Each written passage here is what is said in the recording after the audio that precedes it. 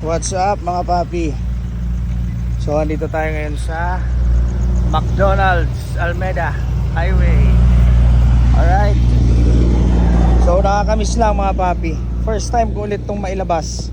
So medyo naging busy tayo kaya hindi tayo nakakapag-ride. So tinake ko lang yung opportunity na makapag-ride ngayong gabi. Kasi sobrang miss ko na itong motor ko. Muntik nang malobat. Konti na lang, malolobat na to. Pero ang kinagandahan sa motor ko, 3 years hindi pa ako nagpapalit ng battery, sprocket, wala pa. Nagpalit na tayo ng gulong syempre.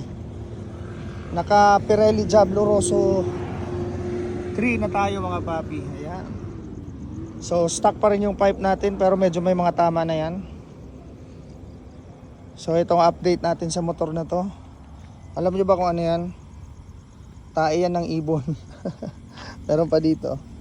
So toxic yun mga papi. Hindi na yun natatanggal. Sec carbon.